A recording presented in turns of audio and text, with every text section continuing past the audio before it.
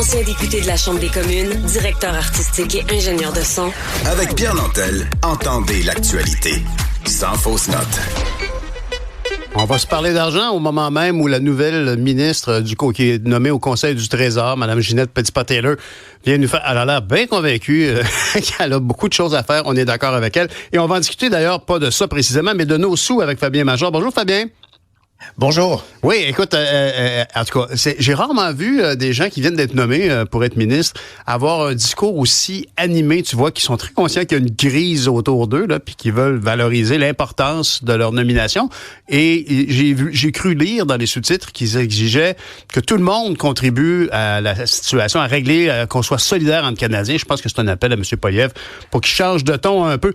Fabien, hier, on s'est parlé des placements, des frais cachés. Mais par contre, de l'autre côté du spectre, les gens qui sont autonomes parfois peuvent faire des erreurs qui leur seront coûteuses. Oui, ça arrive très souvent. Et si c'est pas pour l'année qui se termine, ce sera pour l'année qui commence bientôt. De surveiller des transactions, des choix d'investissement très précis. C'est toujours les mêmes erreurs qui reviennent année après année avec les investisseurs autonomes. C'est qu'ils ne savent pas que le CELI et le REE, le régime épargne-études, c'est pas complètement à l'abri de l'impôt. Surtout aux yeux du fisc américain. Parce que les Américains, ce genre de régime-là, c'est pas des régimes de retraite à impôt reporté, puis c'est pas non plus tout à fait libre d'impôt. Alors, ils vont se servir carrément dans les comptes des Canadiens. Ben voyons. Ils vont aller chercher, si par exemple on a des dividendes de titres américains, ils sont soumis à une retenue fiscale de 15%. Et ça réduit automatiquement le rendement. Alors, supposons que vous avez des actions de Wells Fargo, la grande banque américaine, ça verse un dividende annuel. Votre dividende, c'est 1000 $, bravo, c'est dans votre CELI. Ben, il y a une retenue de 150 piastres qui sera appliquée. Et comme le CELI est un compte non imposable au Canada, vous pouvez même pas réclamer le crédit pour impôt étranger sur votre déclaration. Alors, c'est un rendement amputé année après année. Puis ça fait boule de neige, tout ça, là. Et là, Fabien, tu dis que les autorités américaines peuvent aller faire une ponction directement dans le compte. Oui, en fait, avant le versement dans le compte du Canadien. OK. C'est ça. Parce c'est qu'ils le dividende qui est avec grévé de ça. C'est le dividende qui t'était versé, qui est grévé, qui est amputé de cette somme-là. OK. Wow. C'est ça. À la source, donc, on sait que le citoyen est canadien, puis on lui enlève un 15% comme ça. C'est la même chose pour les compagnies et puis les individus qui ont des placements qui ne sont pas enregistrés. Ça veut dire un compte ouvert, un compte au comptant, on appelle ça comme ça.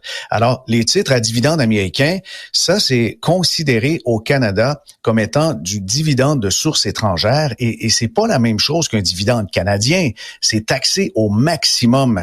Et j'ai fait des évaluations avec un portefeuille de 200 000 en actions américaines et si c'est pas optimisé, puis si on surveille pas ça, l'effet combiné des retenues fiscales et des impôts au Canada, ça peut coûter 30 000 $ ou plus sur une décennie. C'est 15%. Juste parce qu'on n'a pas surveillé la fiscalité. Eh là là, OK.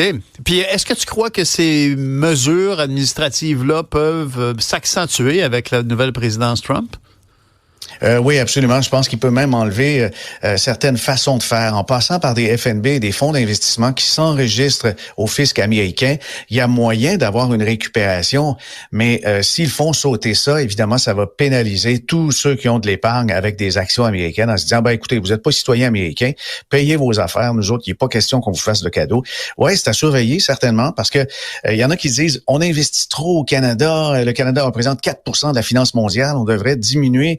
Mais c'est que la fiscalité canadienne nous avantage quand on a des investissements canadiens dans nos comptes d'épargne, des comptes, etc., qui servent pour la retraite ou les études. À l'extrême de ça, c'est le fonds de travailleurs. Là, à l'extrême de ce placement à l'étranger qui cherche à profiter d'une embellie économique ailleurs, on peut soutenir avec moins de rendement des fonds de travailleurs qui soutiennent des entreprises de chez nous. C'est comme aux deux bouts du spectre, si on peut se permettre. Oui, en effet. Mais il faut comprendre aussi que les fonds de travailleurs, ils ont la plupart du temps quasiment une trentaine de pourcents d'investissement à l'étranger. C'est juste un peu pour diversifier.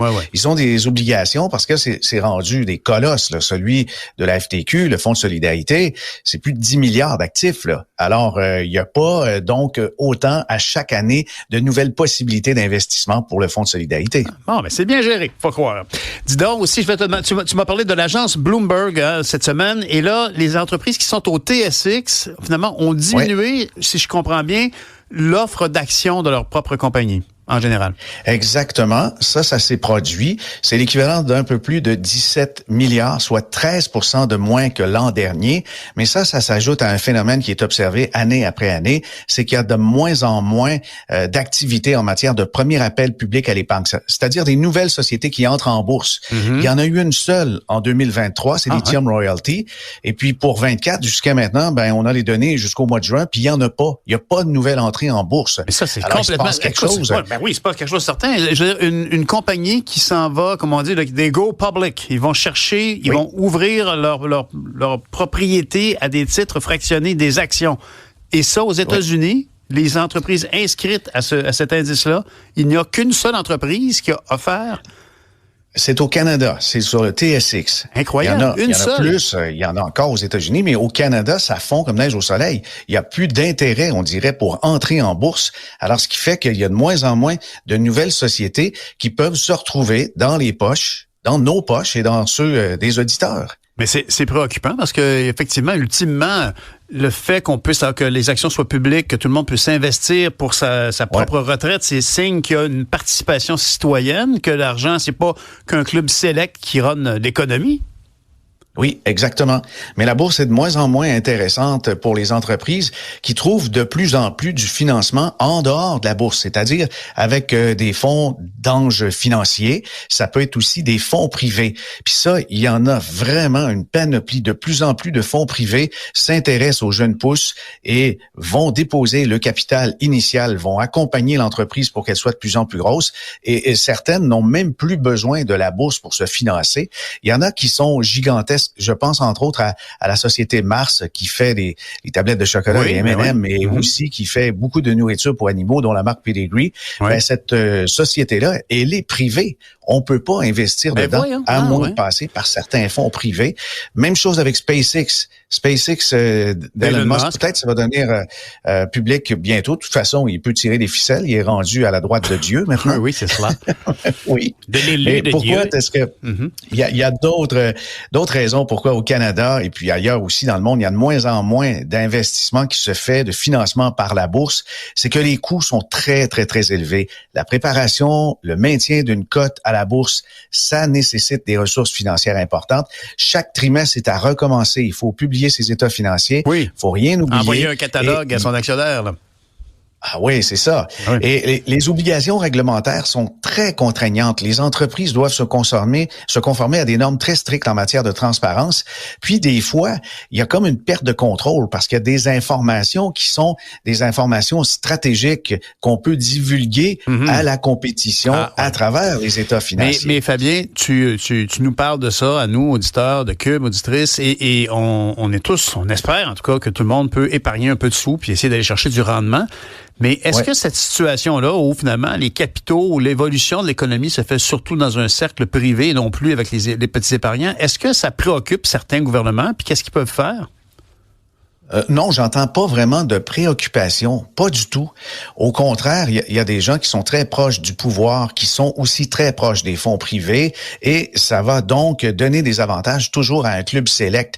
Mais on voit passer ça dans mon métier, on voit des fonds privés, ça nécessite 200-300 000 de revenus annuels ou 1 million en investissement cash. Là. On parle pas de la maison.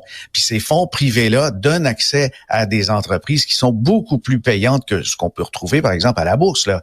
Alors, on dirait qu'on a tranché en plus l'accès aux capitaux pour les plus riches des plus riches, et puis le monde ordinaire utilise la bourse. Il y a quelque chose de tranché, là. On sait qu'il y a vraiment des écarts de richesse, qu'il y a même des écarts d'accès à l'investissement maintenant. Bien, je trouve ça très préoccupant. Puis en tant qu'ancien politicien, je vais te poser une toute dernière question en quelques secondes. Est-ce que on ne devrait pas regarder ce qui se fait dans d'autres pays où l'accession à l'économie ou aux entreprises par action est plus facile? Y a-t-il des pays où c'est plus facile?